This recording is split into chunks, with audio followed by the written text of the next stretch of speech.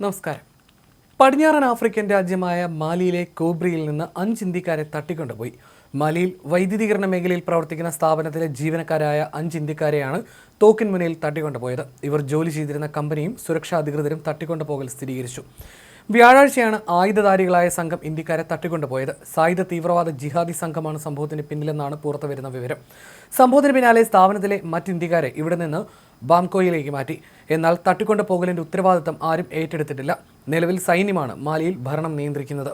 തോക്കുധാരികളാണ് ഇന്ത്യക്കാരെ ബലമായി കടത്തിക്കൊണ്ടുപോയതെന്ന് കമ്പനി വാർത്താക്കുറിപ്പിൽ അറിയിച്ചു.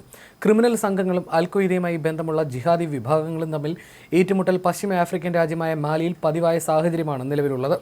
വിദേശികളെ ലക്ഷ്യമിട്ടുള്ള തട്ടിക്കൊണ്ടുപോകലും മേഖലയിൽ പതിവാണ്. സെപ്റ്റംബറിൽ ജിഹാദി സംഘം 2 എമിറേറ്റ് സ്വദേശികളെയും ഒരു ഇറാൻ സ്വദേശിയും തട്ടിക്കൊണ്ടുപോയിരുന്നു.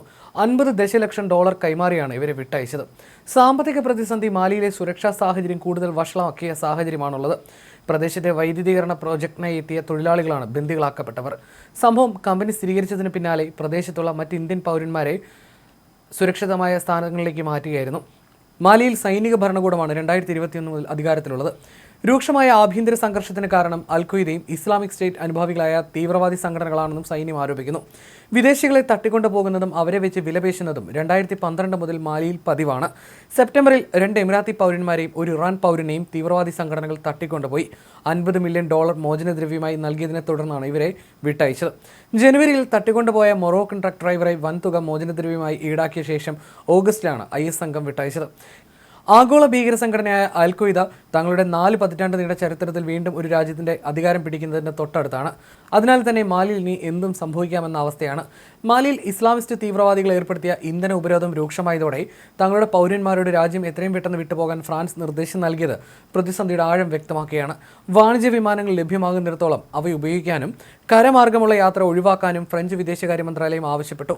ആഫ്രിക്കൻ രാജ്യമായ മാലിയിലാണ് അൽഖ്വയ്ദയുടെ അനുചരർ എന്ന് വിളിക്കാവുന്ന JNIM എന്ന ഭീകര സംഘടന ശക്തി പ്രാപിക്കുന്നത്. മാലിയുടെ തലസ്ഥാനമായ ബമാക്കോ എന്ന ഏതു നിമിഷവും JNIM പിടിക്കാമെന്ന അവസ്ഥയിലാണ്. അൽഖ്വയ്ദയുമായി ബന്ധമുള്ള ജമാഅത്ത് നുസ്രത്ത് അൽ ഇസ്ലാം വൽ മുസ്ലിമീൻ അഥവാ JNIM എന്ന ജിഹാദി ഗ്രൂപ്പ് ഏർപ്പെടുത്തിയ ദ്വിമാസ ഇന്ധന ഉപരോധം മാലിയുടെ തലസ്ഥാനമായ ബമാക്കോയിലും മറ്റ് പ്രദേശങ്ങളിലും ദൈനംദിന ജീവിതം താറുമാറാക്കിയിരിക്കുകയാണ്. പ്രധാന ഹൈവേകളിൽ ടാങ്കറുകൾ ആക്രമിച്ചാണ് ഇവർ ഉപരോധം സൃഷ്ടിക്കുന്നത്. കടൽത്തീരമില്ലാത്ത മാലിയുടെ എല്ലാ ഇന്ധന വിതരണങ്ങളും സെനഗൽ, ഐവറി കോസ്റ്റ് തുടങ്ങിയ അയൽ രാജ്യങ്ങളിൽ നിന്ന് റോഡ് മാർഗമാണ് എത്തുന്നത്. തീവ്രവാദ ഗ്രൂപ്പിന്റെ പ്രഖ്യാപനം വന്നതിന് പിന്നാലെ ലോകത്തിലെ ഏറ്റവും വലിയ ഷിപ്പിംഗ് കമ്പനിയായ MSC മാലിയുമായിട്ടുള്ള തങ്ങളുടെ പ്രവർത്തനങ്ങൾ നിർത്തിയതായി അറിയിച്ചു. ഉപരോധവും മോശം സുരക്ഷാ സാഹചര്യമാണ് ഇതിന് കാരണമായി അവർ ചൂണ്ടിക്കാട്ടിയത്.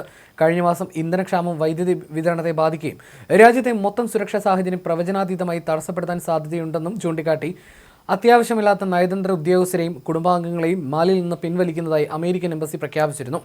ആഴ്ചകളായി ബമാക്കോയിലെ മിക്ക നിവാസികൾക്കും വാഹനങ്ങൾക്കും മോട്ടോർ സൈക്കിളുകൾക്കും ഇന്ധനം ലഭ്യമല്ലാത്ത അവസ്ഥയാണ്. സാധാരണയായി തിരക്കേറിയ തലസ്ഥാനം നിശ്ചലമായി. ഇന്ധനത്തിനായി നീണ്ട ക്യൂവിൽ കാത്തു നിൽക്കേണ്ടി വരുന്നു.